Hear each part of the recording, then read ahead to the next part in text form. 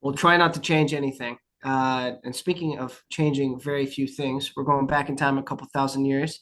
Yep. And you had told me a little bit earlier that we're only reading one paragraph, but this paragraph is one of the most, you said one of the most influential ever written. Is that what you I said? believe so. I think this paragraph, eh, so categories to me is one of the foundational, and I've mentioned this before. I mentioned this previously. To me, it's one of the first dissertations ever written. It's one of the first treatises ever written in where we go past the wisdom era, the books of wisdom.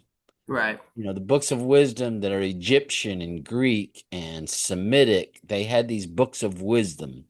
And Categories is one of those first books where, to me, Plato is sort of that transition with Socrates. But Okay. Aristotle comes along and I think he sort of breaks the line. And in this one paragraph, he writes something that you can see in modern religious philosophy. You see it in modern science. You see it in mathematics. There is something in this paragraph for everyone. And I just think that's beautiful. Interesting. Okay. Yeah. Well, I am very excited to dig into it. All right. All right. So we're just going to read one paragraph. We're just going to read one paragraph. That's it. That's it. It's going to be easy. It's easy. Are you ready? I'm ready. All right, so here we are. We're still in section one, part five. We're going to be here for a little bit longer.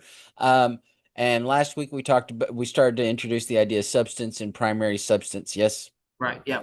All right. So everything except primary substances is either predicable of a primary substance or present in a primary substance. This becomes evident by reference to particular instances which occur. Animal is predicated of the species man, therefore of the individual man. For if there were no individual man of whom it could be predicated, it could not be predicated of the species man at all. Again, color is present in body, therefore in individual bodies. For if there were no individual body in which it was present, it could not be present in body at all. Thus, everything except primary substances is either predicated of primary substances or is present in them. And if these last did not exist, it would be impossible for anything else to exist. I understand now. I get why you said what you had said. I see Avicenna. I see the atom. I see how we draw any, no, not literally any, but like any like model ever for like school, like elementary school or even in high school. Um, that's this is like how people conceive of things is that there's some sort of initial source that would be a primary thing, and then everything else like then proceeds from that, right? Yes. Wow. Yes. Wow. Yeah, that's insane. And his grammar is actually not that bad. Well, like I said, it's a translation. We shouldn't give Aristotle too much of a. If you've ever read, if anybody in the audience has ever taken a Greek lesson, you'll know what I mean. Transliteration is not easy. For sure, but I would say yeah, like this is definitely easier to follow this this translation than pretty much anything else that we've read up until now so far. Yes. um so you could probably suspect that he probably wrote it in a more sequential way. In fact, there's almost like a conclusiveness to this paragraph, like so far in the paper, as if he's been having like all of these thoughts and these different things that he's been jotting down, and then he's able to like draw some sort of resolution so far. Well, and there is quite a bit of discussion on, obviously he didn't write a book. He didn't sit down one day and get a couple of pieces of paper and a couple of big pens and start Mm, writing down stuff. right. Much of this stuff was aggregated over time from quote unquote class notes. Mm, And so it's not we can't even be certain It depends on who you ask, but we can't really be certain that this was written in the linear fashion in which we read it today. Right. It probably was. Most of the theories about how it was written tend to, most of the ones that make the internet are the crackpot ones. But the people who are serious about this, you know, it was likely a series of lecture notes that were combined together and then put into a single compendium. Sure. And so it's not like, well, one day I wrote this paragraph and then I wrote that paragraph and then I mashed them together. No, but Uh, that's where this kind of actually enlightens that to me a little bit because leading up to now, it's felt very, very incohesive. It's been pretty hard to follow. The right. concepts themselves are very difficult, and what he's getting at is really difficult, especially trying to get rid of examples other than, you know, species, which is so hard to do anyway. But then, this paragraph gives more context to everything leading up to it because now it feels more like, oh, okay, he's been making these observations almost in real time and he's just sharing them. And he's, sitting on each of them as he's going along. And then he's like, wait a second, I now see something. And he's able to like organize all of this. And now you have this like linear set of hierarchy that is, he's been kind of as not literally building towards, but his mind has been working towards in discovery in real time. Certainly, certainly. No, and so you could see how in this paragraph you wind up starting to see elements of mathematics, of history, of Yes. science, of Yeah. religion. Um, and we use different language, but we've already had that conversation. We're not going to get into modernism. We're not going to introduce modern Right. concept. We're going to stay with the text, but you can really see it. Now, are you ready? Yeah, I'm ready to go. I'm excited to see what you got. All right, so one paragraph, right? Simple, simple, simple. Simple, simple, simple. Just a couple of slides. That's it, right? We'll be out of here in 5 seconds. Can you see me? I can. All right, so here we go. So the first part, he says everything except primary substances is either predicable of a primary substance or present in a primary substance. So really, this is what he's saying. Primary substances plus not primary substances equals everything. Right. Yeah. And that seems like such a simple idea, doesn't it? Well, we would say so, but you and I even discussed like in maybe the first or the second episode, we kind of started to dig into when you make a claim that applies to everything, it kind of doesn't mean anything anymore. So, this first binary here, it's kind of a huge ordeal because then the rest of the conversation is all about, okay, well then what are primary substances and what are not primary substances? But we have to weed through literally everything, and you could just do Yes. that forever. And that's where the arguments are typically centered around if we take this slide. You're right. You've identified the first argument, identifying what is and is not a primary substance. That's the first argument. But then the second argument becomes how do we handle that plus sign? You know, just like we a couple of weeks ago where we were saying, "Oh, I can combine this and that, but how do I combine it?" Okay. Right. How do I combine primary substances and not primary substances? That becomes another question.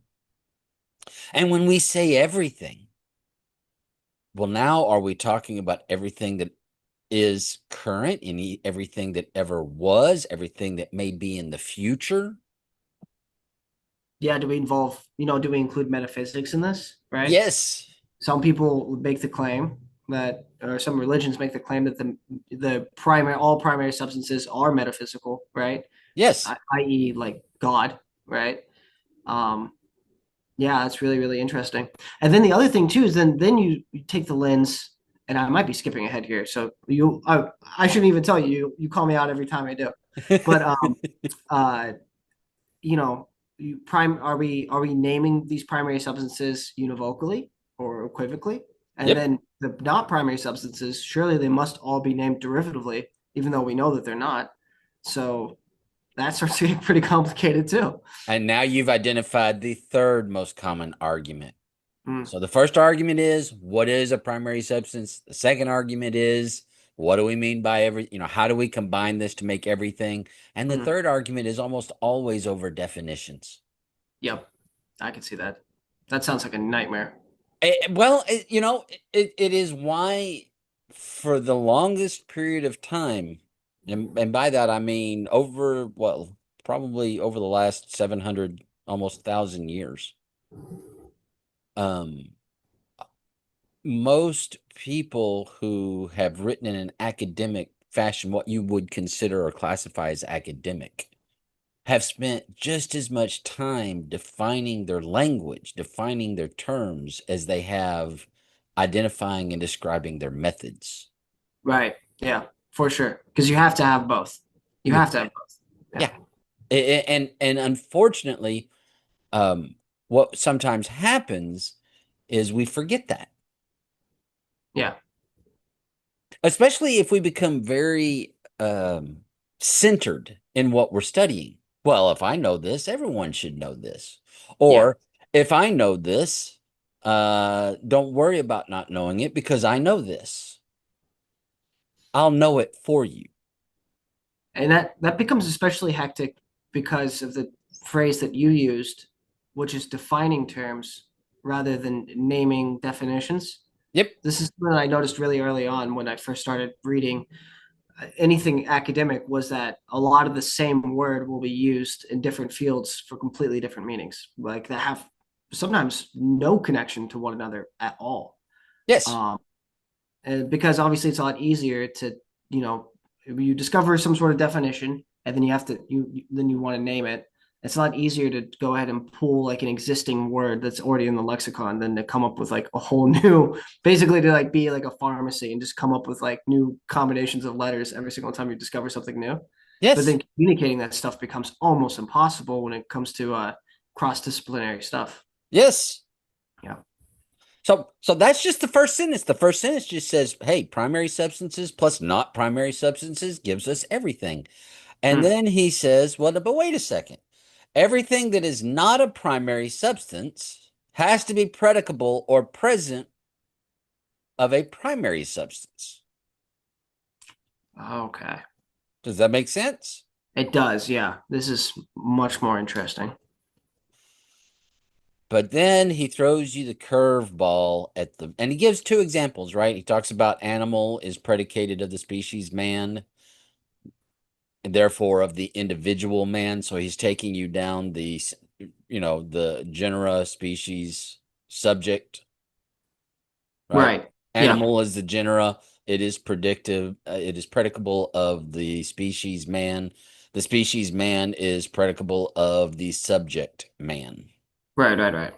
So everything not a primary substance has to be predicable and present of a primary substance. But then he throws this curveball. What about if I take away the primary substance? Well, then he says then the everything that's not a primary substance couldn't exist because it has nothing to exist within. Yes. Yeah. And that is such an amazing concept to consider. Yeah, on its own, it's amazing. And then when you extend it a little, it gets really crazy Extend because it. Yeah, when you, extend it. Extend it into mathematics. Extend it into physics. Extend it into sociology. Extend it into any field of study, into writing. yeah, because we have that like when we when we identify something as a primary substance and everybody agrees upon it, like a group of people, any group of people agree upon it, um, then that's their anchor for all things relative to one another in that subject. And then if Yes. somebody disqualifies that as a primary substance and say, like, this is not primary at all, it's actually, um, it's predicable of something else. And then people go like, well, what is that? And we go, we don't know. Well, then the only thing anybody like you can't work with any of the stuff that you've been working with anymore. It's all just it's all just useless now. Can't tell if you're a 19th century German or a third century Indian. That's fair. Um, but yeah, that is such a profound. It seems so simple. Mm, Everything except primary substances is either predicated of a primary substance or present. And if these last did not exist, it would be impossible for anything else to exist. So the reality is there is no reality if the primary substance of reality no longer exists. right, There is no truth if there are no fundamental truths. right. There are no measures. Think about, and I realize that if anybody's listening to this, they're probably from the United States, which means they're probably used to pounds.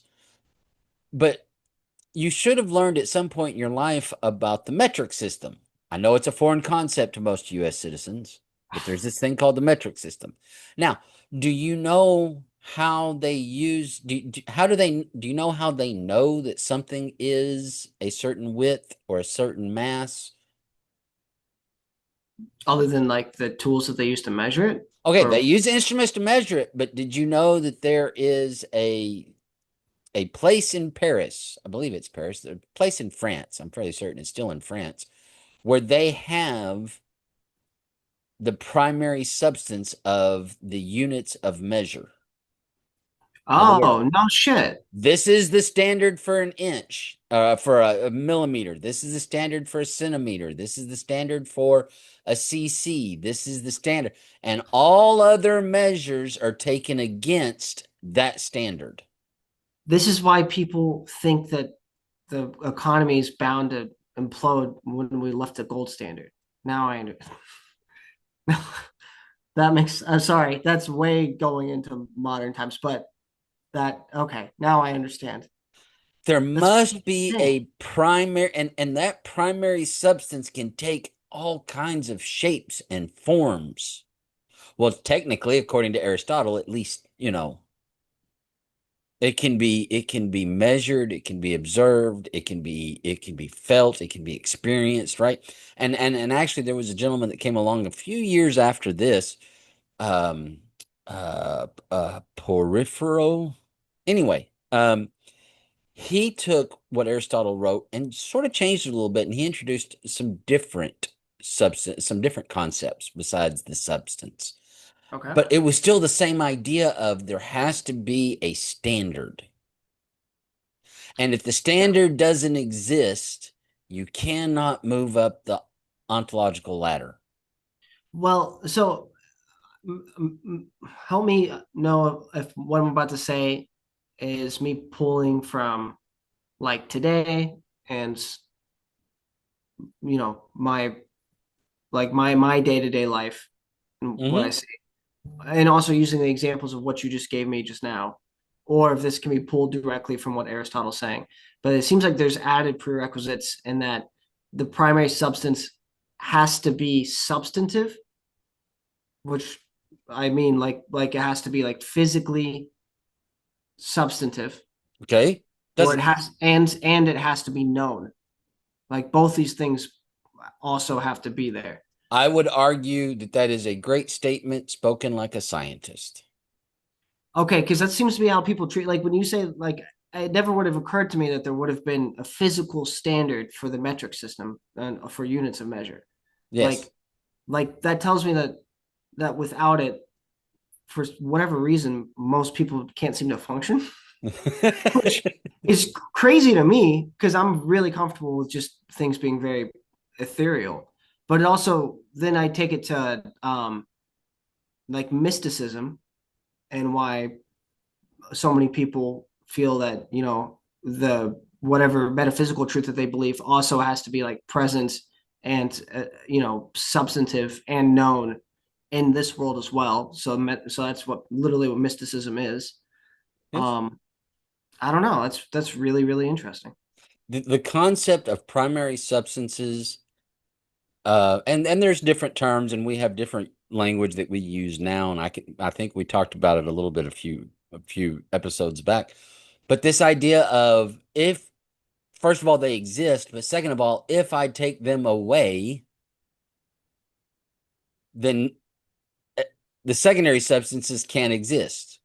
Right. And it seems like, well, okay, big deal. No, huge deal. Yeah, for sure.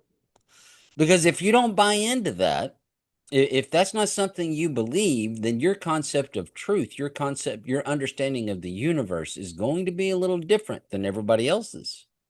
Yeah, like everybody has an implicit understanding that everything that they Not know. not everybody. Everybody that shares that understanding. Okay, everybody who shares that understanding walks through life, believing that everything that they experience is either the source of something or many things, Sure. or it must be sourced by something else, like Yes. definitively, right? And that definitely affects how people view things. I don't even fully understand. I'm having trouble grasping exactly how that You affects. couldn't look at the world that way? Well, no, I think I don't look at the world that way, and I'm pretty comfortable with that. Okay. Um, and we can dig more into that some other time if you want, because that Sure. would be a really interesting But conversation. but this is But a great paragraph and it's something everyone should read. for sure, because yeah, definitely realizing that everybody, I don't know, it just brings into alignment a lot of decisions that a lot of people have made. You Yes. know, um, that yeah, that is absolutely fucking mind blowing. Wow. Okay. Wonderful. I'm 20 curious minutes. because I know you've read this multiple times. Did you walk away with that the first time that you read it, or did you have to Nope. come back? Okay. Nope. Nope. Nope. Nope. Okay. The Okay. first time I read this, I was too young to read it. The That's fair. second time I read this, I was still too young. The third time I read this, I started to be old enough. Okay. And that's when it started some of these things started really clicking with you, huh? Yes. Okay, that's fair. Well, It, this was really, really, really good model that you brought out. yep. Um, and yeah, I'm kind of gobsmacked, honestly. I'm going to be thinking about this for a while. But can you also see if you are steeped in philosophy, if you read philosophy, why do you need and I should I say this too roughly. Um, why is art of value if these Oh, are the things that you are thinking about? why is art of value? I If can see the art in this, the idea. I can see the application of these concepts in art, Yeah, for sure. in music, in videos, in right. And I don't want to go off on a tangent towards the end, but this is why people who study philosophy tend to have a little bit of a problem connecting with people who don't study philosophy, Sure. Yeah, that makes a lot of sense. because we can see it. But Yeah, and this, when you identify these things and you can't share them, then it's hard to connect. But then if you do share them, then you kind of kill the magic a little bit for the other yep, person. that's exactly where I wanted you to go. Yeah. No, I've noticed that before. Yeah. Well, we done? Yeah. I'm sorry. I'm coming off as low energy right now, but that's just because I'm so obsessed with this. This was incredible. This is by far my favorite so far. This is Very insane. good. But yeah, everybody who's watched and is still watching, thank you so much. Please like and subscribe as always if you have any thoughts. And I certainly hope that you do after such a crazy, insane, fundamental paragraph. Please share them. Shoot us a comment or leave a comment. Shoot us an email, and we will see you guys next Thursday.